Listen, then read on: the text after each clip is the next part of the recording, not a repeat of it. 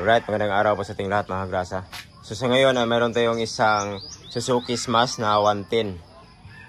So ang problema naman ito ay yun po, mayroon ng bagong carburetor. Nagpalit na po sila ng carburetor ng may-ari. Tapos tinatanggal nila, binibalik nila ang stock. Kasi ang issue nito ay magpapawis po ang kanyang carburetor, lumalamig. Tapos magkaroon siya ng pawis dito. Yun, sumisingot dito. Yung mag-moist po dito sa kanyang carburetor. Sobrang lamig po siya. Dito magkaroon siya ng mga moisture dito sa labas pag paandarin natin. So, ito po ay minsan mahirap siyang pandarin. At pag umandar man ay pumupugak-pugak. Tapos, yun po hindi siya makatakbo ng maayos kasi yun po ay kumakayod-kayod po siya habang tumatakbo. Yun po ang sabi ng may-ari mga grasa. So sa ngayon, ang mga basic nating tingnan ay tingnan natin ang kanyang carburetor kasi yun po ang kanyang bago ay tinatanggal po nila kasi ganun pa rin ang mga kaganapan, ang mga issue. Hindi pa rin nalutas ang kanyang problema sa kanilang ginagawang solusyon mga grasa.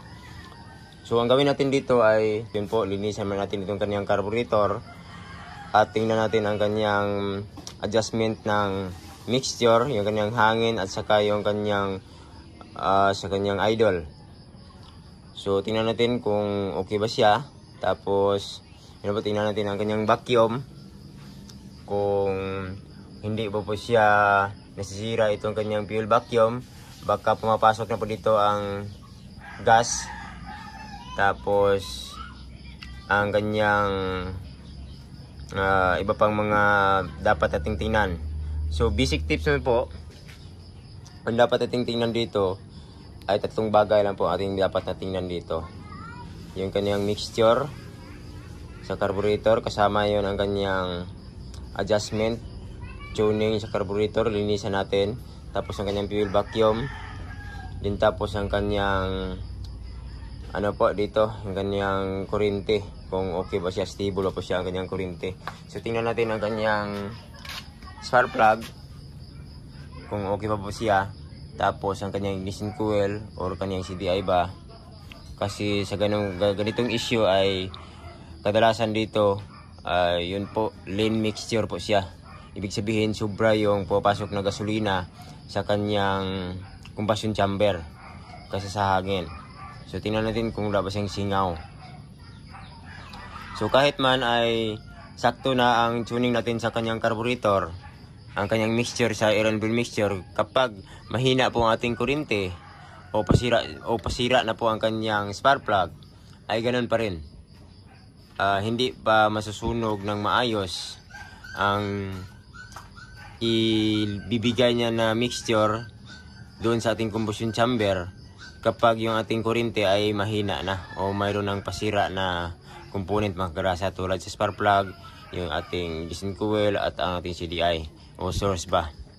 So ganun pa rin kapag mayroong kakulangan sa ating kuryente kahit okay na ang ating tuning sa carburetor. And then isa pa po nating tingnan dito ay yung kanyang compression. Baka po ay yun po, mayroon siyang singaw sa balba or mayroon bang nakasagabal. So kahit man ay okay na po ang ating carburetor, yung ating kuryente, kapag ang kanyang compression po ay medyo mayroong problema, ay ganun pa rin ang mga mangyayari. So tingnan natin dito ang kanyang yung kanyang air suction valve. Baka po sira na, makapasok po dito yung sobrang hangin po. Kasi yun po sa sinasabi ko ay unbalance po ang kanyang mixture. So try natin ipandarin kung okay pa po siya or ano po ang makikita natin. Try natin ipandarin tapos tingnan natin kung sumisingat pa siya.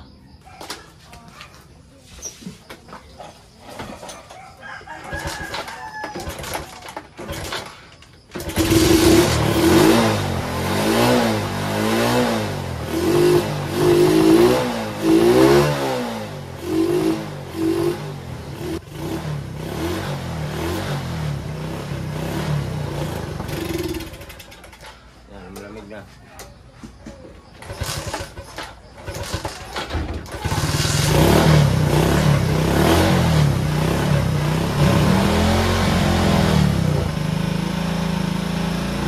Malamig ko siya. Kaya parang moisture. Yan o, moisture.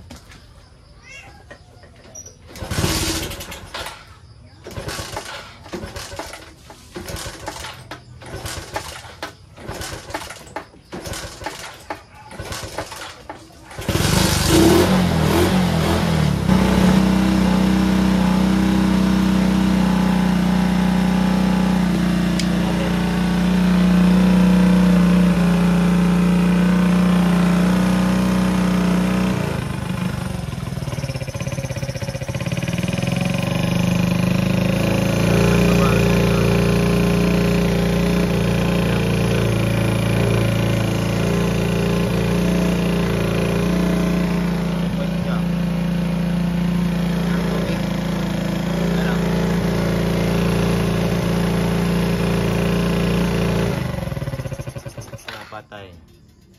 Yan ang nagmumuwis pa siya. Yan ang nagmumuwis. Ang moisture dito yan. Yan moist. So i-check mo natin ang kanyang carburetor. Tapos tingnan natin kung ano ba ang mga problema dito sa loob. Kung hindi natin makita, dito punta tayo sa kanyang electrical. Tingnan natin ang kanyang kuryente. So unahin muna natin itong kanyang carburetor at saka itong kanyang fuel vacuum niya. So ganito po yun, kung bakit papugak-pugak po siya at magkaroon ng minsan mahirap siyang pandarin kasi yan po, nagmumuwis po siya dito sa bandang ilalim. Yan po, maraming muwis dito. Yan, magmumuwis po siya dito. Tapos yun, tubig po siya, tubig yung pawis niya. So tubig, tapos papunta sa ating combustion. Yan po, papugak-pugak na po siya at mahirap andarin, mamatay-matay po siya. So tanggalin muna natin itong kanyang carburetor. So ito na po yun mga kagrasa, ang smash na ating ginagawa. Yung pumupugak-pugak po siya, tapos mahirap na pandarin. Tapos yun ay magpapawis po siya dito o magkaroon siya ng moisture. Pag umandar siya ng mga 2 to 3 to 5 minutes, yun ay kumakayod-kayod na po siya. Kasi yung tubig na nagmumuwis ay pumapasok yan sa carburetor dun sa loob at mapunta sa ating combustion chamber. So yun na po ang dahilan kung bakit siya ay hindi po stable ang kanyang andar, tapos papugak-pugak kasi mayroong tubig na pumapasok sa combustion dahil sa moisture. So ganito po yun ang ginagawa ko. Okay na po siya. Ang una kong ginagawa ay nililisad ko itong carburetor, tapos ina-adjust ko ang kanyang hangin dito. Ito yun ang kanyang hangin. So ito na yun pag adjust ng hangin, So i-close muna. So pag na-close na ay magbilang kayo ng 2.5 complete turn. So 1, tapos 2, so 2.5. So kahit nabalik ko na siya sa tamang tono, ay ganun pa rin. So ang pangalawa kong ginawa ay itong kanyang choke, dahil yun po dito ay hindi na po siya maisalpak ng maayos. Dito may play na po siya. So ang ginawa ko ay nilagyan ko siya ng plastic dito. So ito yun, nilagyan ko siya ng plastic dito. So yan, at tapos kinabit ko. So ikabit muna natin.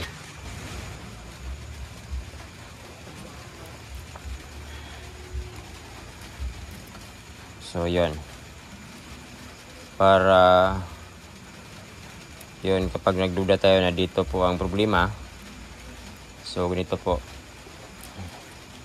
nilagyan ko siya ng plastic para yan po ay hindi na po yung hangin dito.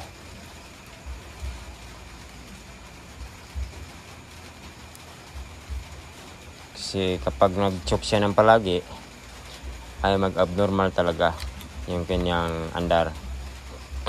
Kahit na ituno mo na siya, ganoon pa rin. So ang daming mga posibleng dahilan ng problema, no, sa ganitong problema na abnormal ang kanyang pagpaandar, tapos mahirap sa bandarin. Pag umandar ay pugak-pugak, tapos magpapawis siya kasi hindi balance ang kanyang mixture. So ang pangalawa ko pong ginawa, kasi tapos ko na siyang ginagawa dito, ay ganun pa rin siya sa pag-testing ko, sa pagsubok ko siyang pagpaandar. So dito kinukondim ko siya. Yan po, nilagyan ko siya ng hose. Yan, nilagyan ko siya ng hose dito, kinukondim ko. At dito naman sa kanyang vacuum po dito ay kinukondim ko siya, try ko siyang kinukondim dito. Direct na lang po siya.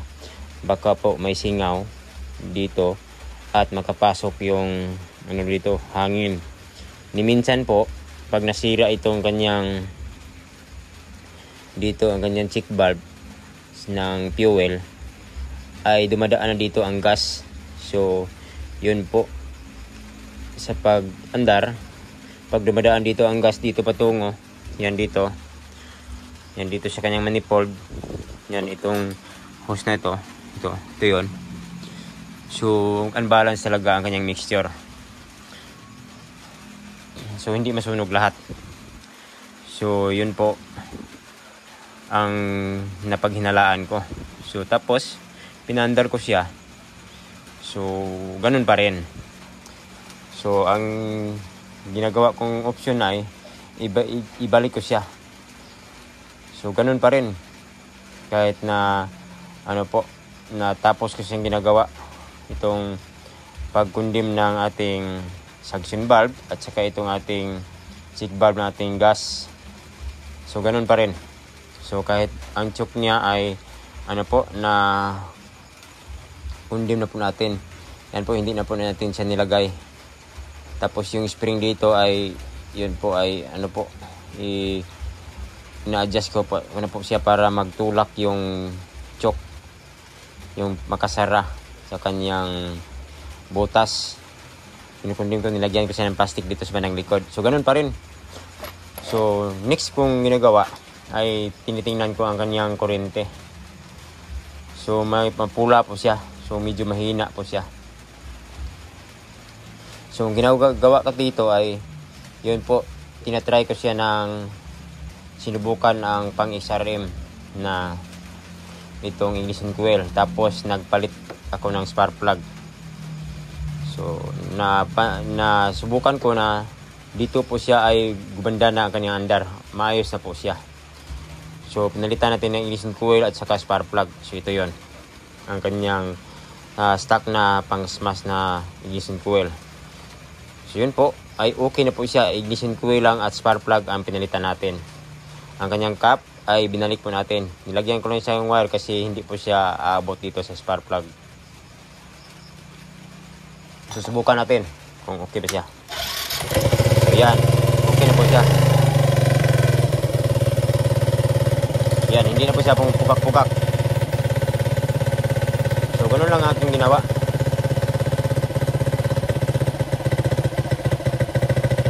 Yan.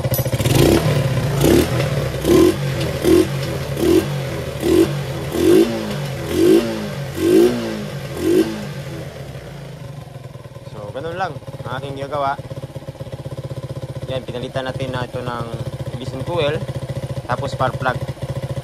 So yan, hindi na po siya nagmo-moist, hindi na po siya masyadong malamig dito.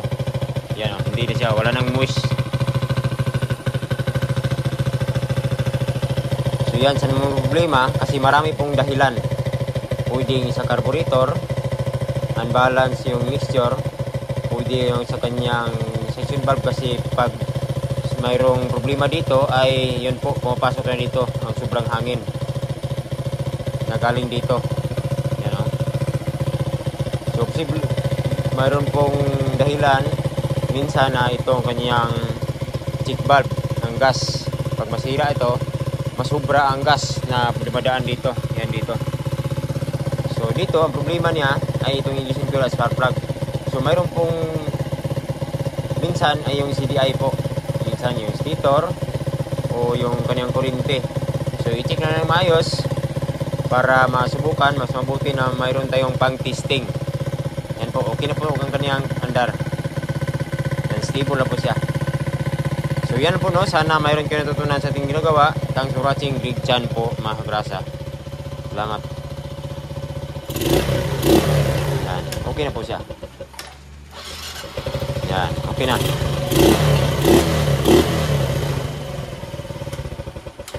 So yan, ignition coil ang ating spark plug. Ayan, okay na. Problem solved. Wala nang moisture, hindi na sumisingot. Wala nang hindi na magpapawis. So ibalik ko muna at magbili tayo ng coil at spark plug.